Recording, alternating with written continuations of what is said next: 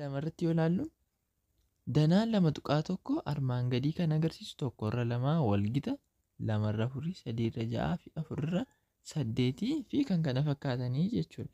Kana jechuun maal jechuudha? Tokkorra lamaa firaakshinii walgitanii kan tokkorra lamaa yoo baasnu maal goona? Tokko irra lamaa yoo baasnu baay'isuu lamaa yoo goonu meeqa ta'a? Lama irra afurii. Ammas baay'isuu tokkorra lamaa kana baay'isuu sadii yoo goonu sadiirra ja'a. Akkasuma tokkorra lamaa kana baay'isuu afurii yoo goonu afurirra saddeetii. Akkasuma tokko irra lamaa kana baay'isuu shanii yoo goonu meeqa ta'a? 5 irra 10. Akka kanaan itti fufaa jechuudha. Kunoo lamarra afuriin kunooti sadiirra ja'a afurirra saddeetii 5 irra 12 itti fufu. Kanas bifa danaadhaan yoo ilaallu haala salphaadhaan akka nu galuu fi tokkorra lamaan isa kanadha. Isa jalqabarra jiru kanaa jechuudha. Kunis waan guutuu tokko bakka lamatti qoode. Keessaa tokko yoo dibu waan guutuun sun lamatti qoodameera, keessaa tokko dibameera jechuudha. Kan itti aanu yoo ilaallu immoo lamarra afurii jedha. Lamarra afurii kana immoo jalqaba otoo sararri inni kun hin jiru ta'ee jedha yaada. Kana qofaatu jira jedha yaada. Innis walakkaa isaatu dibamee jechuudha. Kanaafiyyuu kana wajjin walqixadha. Yookaan immoo innumti kun immoo amma akka qoodameetti yoo ilaallu lamarra afuriidha miti. Lamarra afurii sana bakka wanta afur qopheeffannaa jechuudha. Wanta afur dibamuu danda'u afur qopheeffannee keessaa lama dibna. Kanaaf kana yoo dibnu lamarra afurii ta'a jechuudha. Sadiirra ja'a kana yoo ilaaltanis sararoonni kun lamaan hin jiran jettanii yoo yaaddan kana qofaatu jira. Innis walakkaansaa dibameera jechuudha. Akka kanaan tokkorra lamaa waliin walqixadha. Yoo sadiirra ja'a isaa ilaallu immoo wanta ja'atu jira. Wanta ja'a keessaa sadiin dibameera. Kanaafiyyuu sirriidha. Kunis afurra saddeetii akka kanadha jechuudha ilaaluu dandeessu. Firaakshiniin tokkorra lamaa salphatee jira jenna. Sababni isaas isuma nammas ni ibsadha jechuudha. Yoo baay'istan isuma dhumaadha jechuudha. Tokkorra lamaa caalaa salphachuu hin danda'u. Hiikoo lama tuqaa lama A irra ba'an firaakshinii yoo ta'e fi hirmaataa walii guddichaa hawaagaan Aaf ba'a tokko yoo ta'e A irra ba'an firaakshinii salphate jedhama jechuudha. Asirratti bal'inaan isiniin ibsa fakkeenya irratti. Hiikoo kana kan hubannu firaakshiniin tokko salphate kan jennu hirmaataan walii guddichaa hawaagaan waamsaan tokko ta'edha.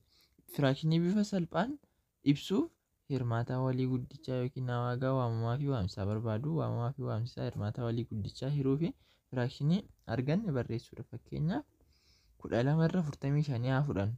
12 irra 45 yoo fudhannu maal jechuudha? 12 irra 45 kana jalqaba maal gochuu qabna?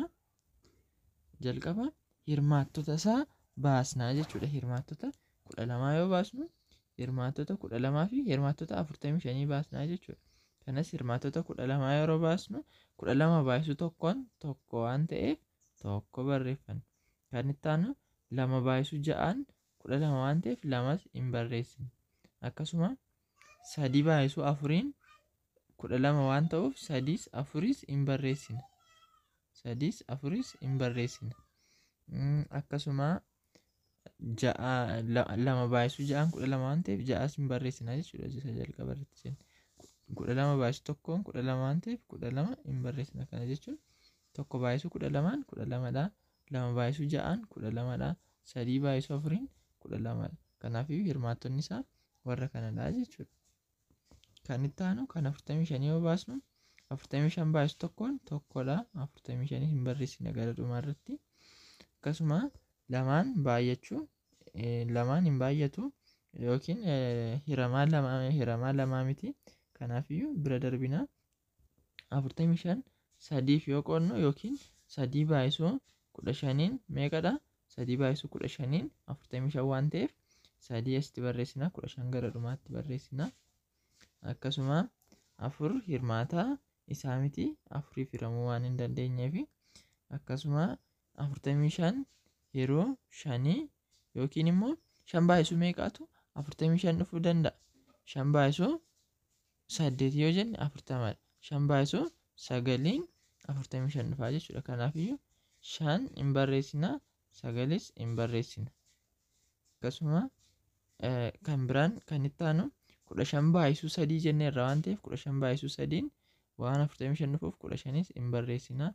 Akkasuma meeqadha 45 jechuudha. Maaliif hin jalqaba 15 baay'isuu 3 15 baay'isuu 3 45 dhufa jedhee 3 qofaan barreesse. Kanas isa xiqqaarra jalqabee hanga isa guddaatti barreessuuf jedheeni malee tokko hirmaataa isaadha, tokko baay'isuu 45 hirmaataa isaadha waan ta'eef tokko baay'isuu tokkoo fi 45 jettanii akkasuma 3 15 jettanii 5 19 jettanii sana booda xiqqaarraa gara guddaatti tokko 3 5 15 jettanii barreessuu dandeessu jechuudha. Lamaan isaanii tokkumadha.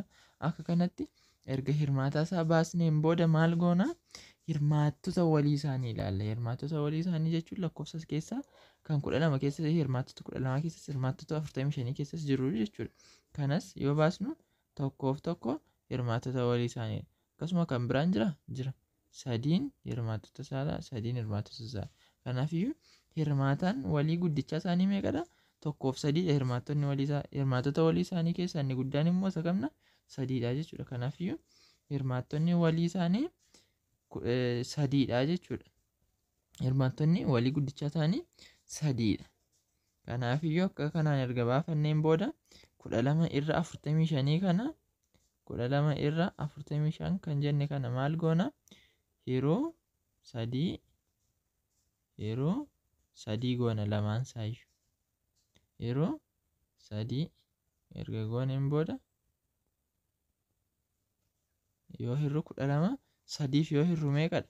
3 baay'isuu 4 12 waan ta'eef 12 hiruu 3 4dha jechuudha. 45 hiruu 3 baay'isuu 15 45 waan ta'eef 45 hiruu 3 15dha jechuudha. Kanaafiyyuu firaakshiniin akka kun firaakshiniin bifa salphateen barreeffamedha jechuudha. Kan 12 irra 45 salphatee barreeffamedha. Kan akkuma ilaaltan akka kanatti salphatee barreeffama.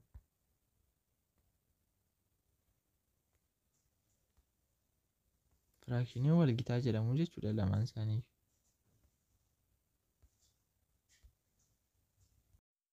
Fakkeenya 4 firaakshinoota walgitaa 2 irra 3 4 irra 6 fi 8 irra 12 keessaa 2 irra 3 waamamaa fi waamsisaa hirmaataa walii tokko irraa adda ta'e waan hin qabneef bifa salphaan jira. Kana jechuun 2 irra 3 yoo ilaallu 2 irra 3 yoo ilaallu hirmaataa isaanii baasna firaakshinii kana salphisuuf. Hirmaataan 2 meeqadha? 1 fi 2dha. Hirmaataan 3 hoo? Hirmaataan 3 1 fi 3dha. Hirmaataa biraa hin qabu. Kana hirmaataa walii isaanii yoo ilaallu tokko qofaadha. Hirmaataan walii isaanii tokko qofaadha yoo ta'e immoo maal jechuudha? Firaakshiniin kun salphatee jira jechuudha. Kana caalaan salphachuu hin danda'u.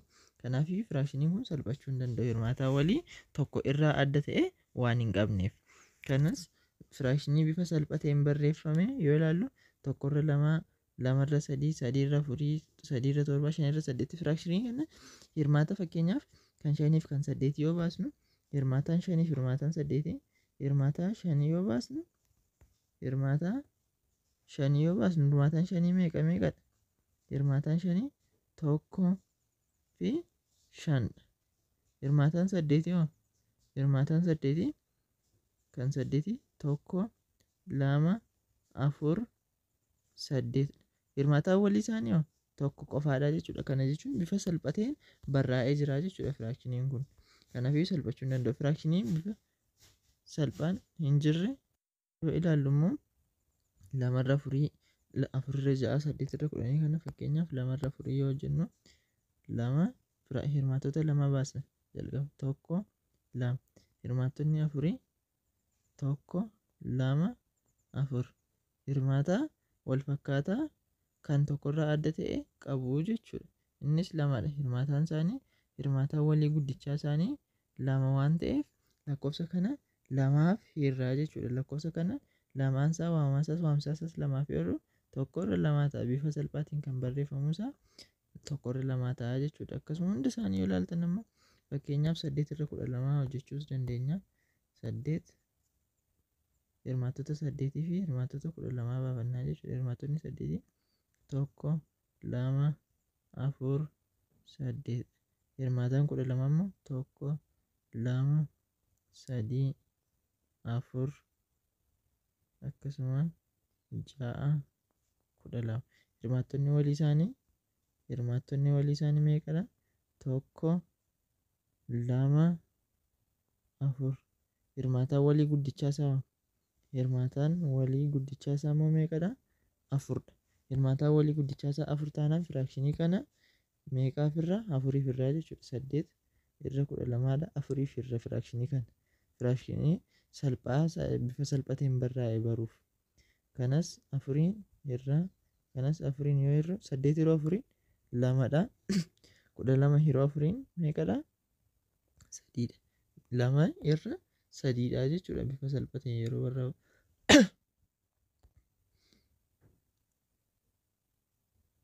Firaakshinii lakkoofsa hundaa bifa firaakshiniin barreessuun akka danda'amus yoo ilaalle, kana jechuun fakkeenyaaf lakkoofsa 4 haa fudhannu. 4 yoo fudhanne bifa firaakshiniitiin barreessuu dandeenya. Kanas 4 irra 1 jennee jechuudha. Maaliif lakkoofsi kamiyyuu yoo tokkoof hirame lakkoofsichuma waan dhufuuf tokkumadha. 5 fudhadhaa. 5 irra 1 waliin wal qixadha. 15 100 fudhadhaa. 100 irra 1 firaakshinii 100 irra 1 waliin wal qixa waan ta'eef firaakshinii lakkoofsa hundaa kamiyyuu bifa firaakshiniidhaan barreessuu dandeenya jechuudha. Kanaan yoo ilaaltan firaakshinii wal qixaa kan 4 irra 1 yoo barbaadan baay'isuu 2 gootanii 8 irra 2 12 irra 3 argachuu dandeessu. Kan 60 akkasuma hojjechuu dandeessu jechuudha. Gilgaala 2.1 kutaa itti aanu irratti hojjennaa. Nu hordofaa, sabskiraayib godhaa. Yaada qabdaniif koomentii gochuu hin dagatinaa.